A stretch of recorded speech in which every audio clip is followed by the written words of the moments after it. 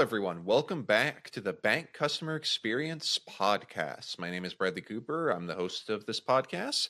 And today I'm joined by Joey Parrillo and Cody Anderson from Cook Solutions Group. And we're talking today about next-gen cameras and how they are changing the game with ATMs, kiosks, and bank branches. So, Joey and Cody, great to have you on today.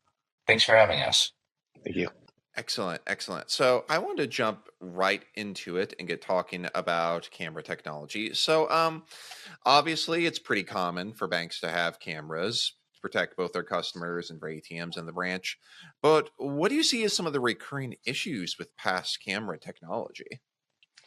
Yeah, so I'll jump in and kind of touch on this a little bit. Cody, you can jump in after me. But so from what we've seen, obviously technology has come a long way in the past 5 years, 10 years, Right. even the last 2 years, right? So as technology evolves, so do cameras. I mean, we've moved from an analog to a digital signal, from 720p as a standard resolution to now 4K, 8K cameras are now the standard resolution. So image quality, uh, bulky hardware, form factor, storage. I mean, those are all things that have evolved as time has come through as well. So, keeping that in mind, understanding the need. I mean, you used to have box cameras as the standard. Now you can go to mini domes, you can go to mini ATM cameras. So there's a lot of things that have changed and evolved as time has come as well. Right. Cody? Yeah, absolutely. Especially in advances of how your data is being stored. So originally MJPEG, H.264, now H.265. So utilizing these new codecs to compress the video just offers a lot more flexibility in your storage ability and how much data you can store there on site. Right.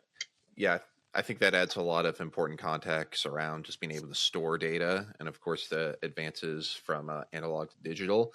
So, one thing we hear about is analytics. So, we hear about companies use analytics for all sorts of different issues and solutions.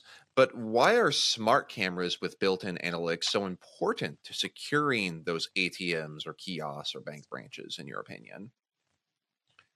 Cody, you want to start this one? Yeah, absolutely. So the smart cameras themselves are really ideal for these kind of kiosk locations, primarily because of the lack of the onboard. The analytics are on board on the camera themselves. Does eliminates the need for an NVR or a high processing GPU, things along those lines. So being able to again hit that form factor of some of these offsite locations with maybe a cellular connection, limited resources as far as where you're going to house the equipment as well. So having those analytics on board just in the form factor scenario and being able to hit these smaller kind of offsite branch sites and kiosks is really beneficial. Yeah, in addition to that, I mean, just how far analytics have come in the last year, let alone 5 years, right? I mean, in the past, analytics, it was simply, hey, motion on a camera. That's analytics, right? And now we're able to distinguish people versus animals versus vehicles versus objects.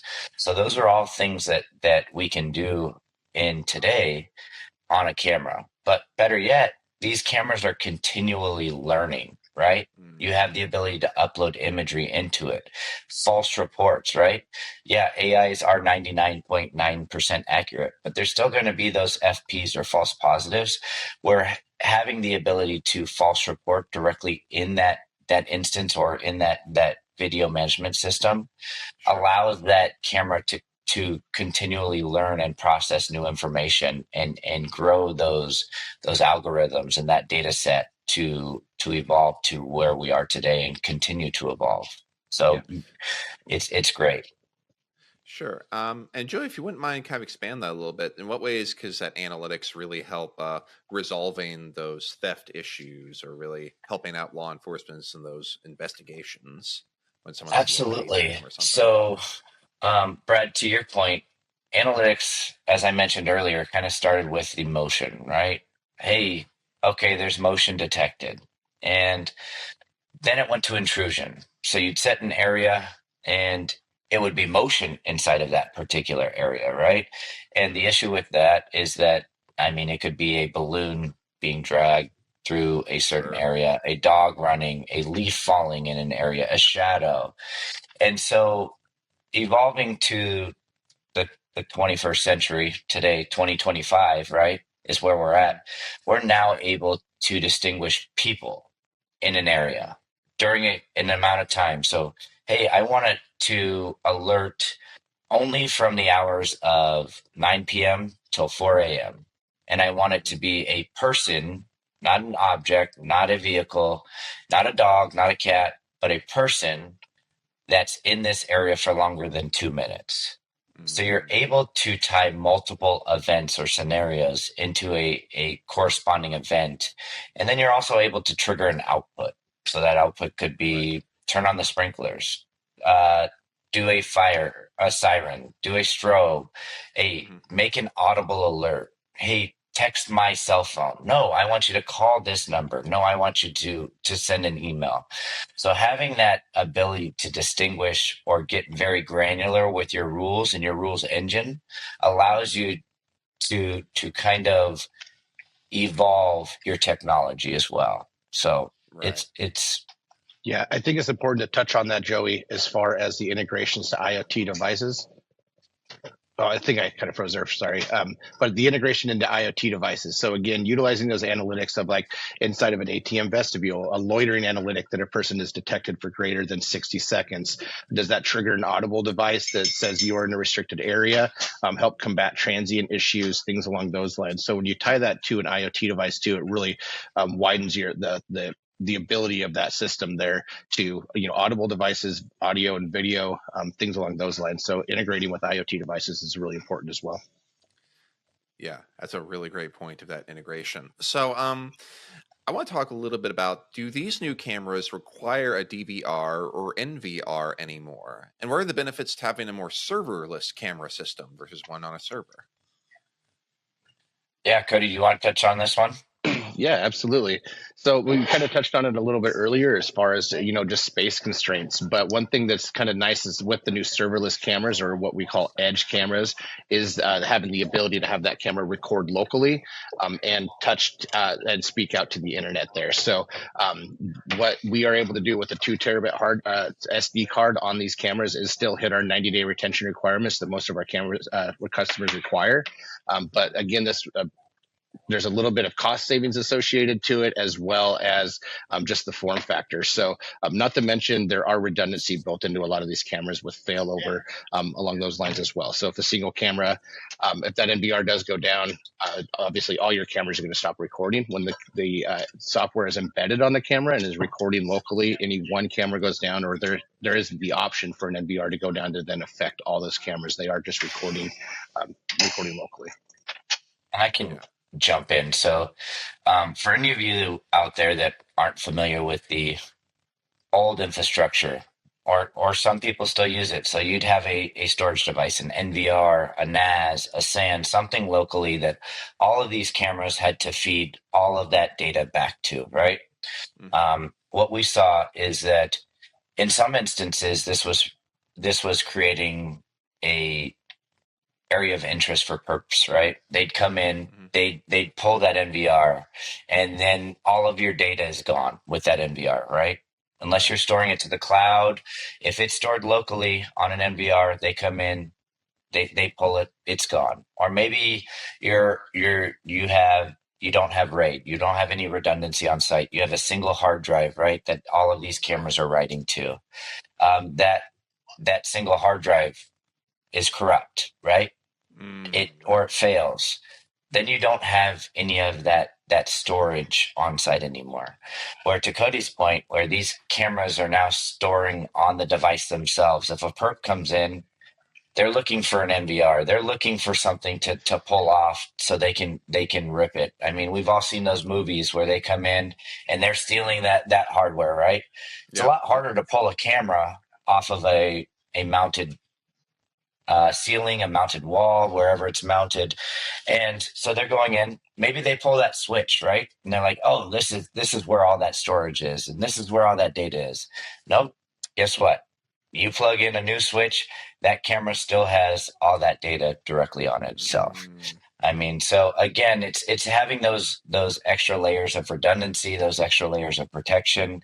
We have a Sure. couple customers that strategically place these edge cameras throughout their branch, but they still have an NVR. So in the Hmm. case of maybe a perp coming in, pulling data or stealing something, knowing where that NVR is, guess what? I still have those cameras that are strategically placed that are in their high traffic areas, or maybe the most secure areas where you want to protect your data the most. They have that built-in redundancy on the camera as Sure. well as the MVR that allows them the visibility even if that MVR was taken. So Yeah. All very good points. Very important to have redundancy to, protect against bad actors who are going to try anything they can. So, obviously, the $1 million question is, banks might say, well, yes, these new cameras sound great, but are they expensive? How are these new cameras expensive? How would you answer that question, Joey and Cody?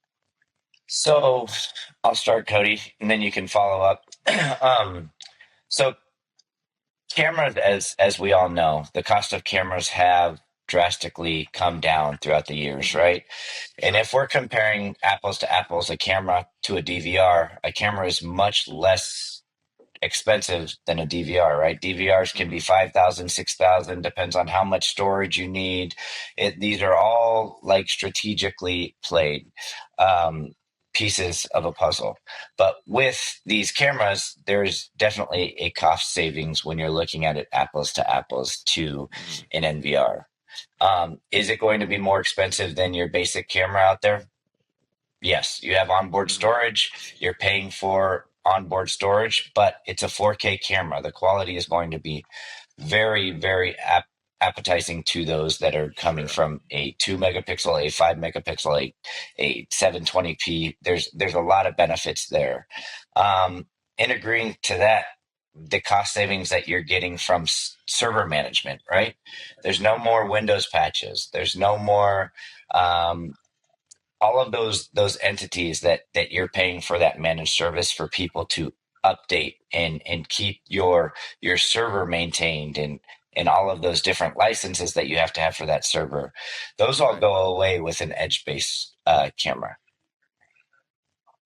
Right. Cody, anything you'd like to add to that? Yeah, I honestly just that as to Joey's point, less devices to manage. Not only that, it Hmm. might be minuscule numbers, but even stuff as power draw. If you have a site with 60 cameras, you have multiple servers on site. That's going to be continued power draw. What are you going to be required for a UPS to back that up? Things along those lines. So there's going to be an infrastructure point to that as well.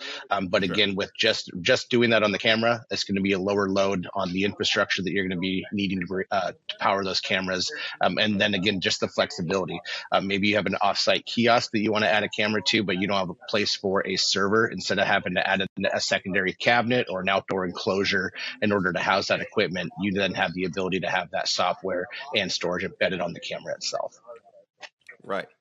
All great points. And I want to give both of you the opportunity to talk a little bit about what sort of cameras does Cook Solutions Group offer? What are some of the unique features if you'd like to talk about that for a little bit? How do you want to start? Yeah, absolutely. Well, first thing that we're going to do is we're going to sit down with the customer and talk about what they're trying to accomplish with these customers Mm, and discuss their sure. environment.